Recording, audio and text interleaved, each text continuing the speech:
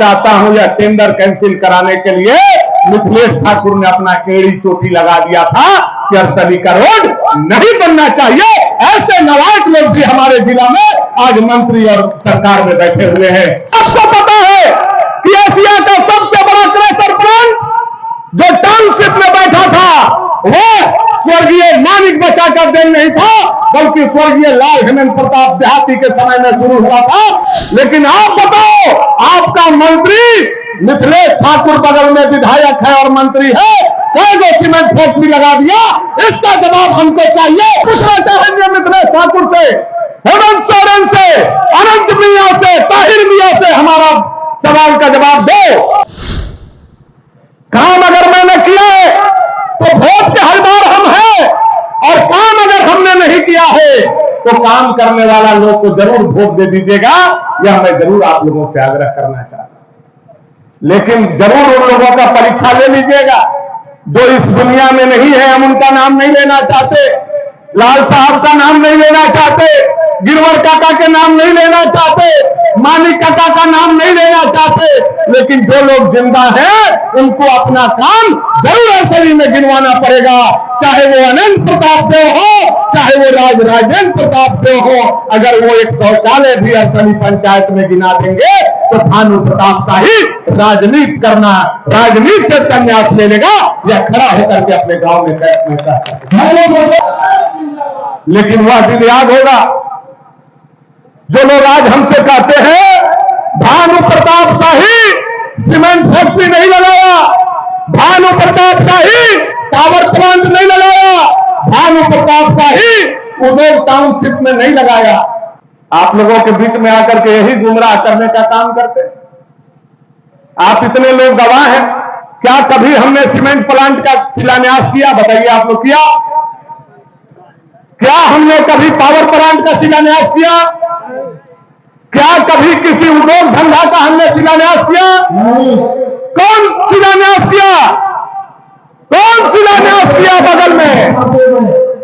अगर किसी ने हमारे घर के बगल में, आपके घर के बगल में, दोनों के बीच में कोई झूठा शिलान्यास किया तो उस झूठा नेता का नाम अनंत प्रताप देव है, जिसने आकर के झूठा शिलान्यास करके धौलापुर में जनता को ठगने का काम किया। बोला पावर प्लांट का शिलान्यास कर रहे हैं और उसी पर लिखा हुआ था ये चारदीवारी का शिलान्यास है। चारदीवारियों आज तक कहां बन रहा है? रोज सवेरे उठ के हम जाते हैं, देखते हैं कहने बन रहा है। ये झूठे लोग हैं, ये मक्कारी करने सीखे हैं, ये भानुपुर के साथ धोखाधड़ी करने सीखे हैं।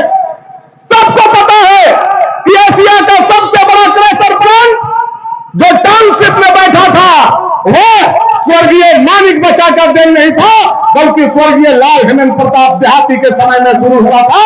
यह बच्चा इस बात को जानता है। लेकिन उनका बेटा आता है, हम लोग छोटे छोटे थे, हमारे बाबूजी राजनीति छोड़ दिए, तो उनका बेटा आकर के हमार बाबूजी वाला कमवा आपन खाता में चढ़ा लिया था। लेकिन अब हम लोग सयान हो गए हैं, हमारे बाबूजी के खाता और आपका खाता दोनों के अलग अलग है राजा जी। और आप जो ये बार बार पूछ रहे हो कि भानुपुर में लाश क्यों आ रहा है, भानुपुर में लाश क्यों आ रहा है, मैं एक चीज पूछना चाहता हूं, कलेजा तो हम लोगों का भी फटता है जब किसी बेटा का लाश आता है, बाहर से कमाने जाता है, तो हम लोगों का भी फटता है। लेकिन दो तीन सवाल हम पूछना चाहते हैं अनंत प्रताप देव जी आपसे। अगर भानु प्रताप शाही आज सत्ता में नहीं है, वो अगर सीमेंट फैक्ट्री नहीं लगवाया, चलिए आपका बात हम मान लेते हैं, हमने गलती किया, हमारे पास अगर विधायक को पावर था सीमेंट फैक्ट्री डालने का, हमने गलती किया, हम नहीं लगवा पाए। लेकिन आप बताओ, आपका मंत्री मिथिलेश ठाकुर बगल में विधायक है और मंत्री है, कई गो सीमेंट फैक्ट्री लगा दिया। इसका जवाब हमको चाहिए, इसका जवाब आपको देना होगा, इसका जवाब हम लोग लेकर के रहेंगे। यह हम आपसे पूछना चाहते हैं। जब विधायक फैक्ट्री बैठा रहा है तो मंत्री तो और 10-12 को बैठा देना चाहिए था, बैठाना चाहिए था कि नहीं? बताइए आप लोग। यह सवाल जब हम घूम करके पूछते हैं तो मुंह उन लोगों का करिया हो जाता है और उन लोग गाली गुप्ता पर तैयार हो जाता है। सुन रहे हैं उन लोगों का वीडियो, आजकल गाली गुप्ता देना शुरू करते। लेकिन एक दो सवाल का जवाब आपके माध्यम से जरूर पूछना चाहेंगे मिथिलेश मिथिलेश ठाकुर से, हेमंत सोरेन से, अनंत मियां से, ताहिर मियां से हमारा सवाल का जवाब दो। सांसद विष्णुदयाल राम और भानु प्रताप शाही ने अमृतसर कोलकाता इंडस्ट्रियल कॉरिडोर का प्रस्ताव टाउनशिप भवनाथपुर के लिए भेजने का काम किया। तुम्हारा मुख्यमंत्री क्यों 3 साल से लटका करके रखा है, इसका जवाब भवनाथपुर के जनता को, जेएमएम और कांग्रेस को देना होगा। यह मैं आपसे कहना चाहता हूं। घाघरा माइंस जब पिछला बार हेमंत सोरेन मुख्यमंत्री बने उस समय बंद हुआ, और तुलसी दामर माइंस जब दूसरा बार अभी मुख्यमंत्री बने तब बंद हुआ। इन लोगों का नजर हमारे यहां के कैसे रोजगार का सृजन बंद हो जाए इस पर लगा हुआ है। लेकिन अपने गांव, अपने पंचायत में खड़ा होकर के मैं आप लोगों के बीच में कहना चाहता हूं, भानु प्रताप शाही कहना चाहता है कि जिस दिन बाबूलाल मरांडी जी के नेतृत्व में आपकी सरकार बनेगी वो दिन 1.5 से 2 महीना दूर है, और 2 महीना के अंदर आपकी सरकार बनेगी तो तुलसी दामर माइंस भी शुरू होगा, घाघरा माइंस भी शुरू होगा, और आपका इंडस्ट्रियल कॉरिडोर भी लगेगा। दुनिया का कोई ताकत रोकने वाला नहीं है। आज पत्थर के नीचे हमारा हाथ है, और 3 मन के पत्थर हम लोगों का मिथिलेश ठाकुर और हेमंत सोरेन के रूप में हमारा हाथ पर चढ़ा हुआ है। लेकिन हम क्या अपना दर्द बताएं आप लोगों को? आप लोग तो हमको विधायक बना दिए हैं और सोच रहे हैं विधायक जो है दुनिया का सब ताकत टकरे में है।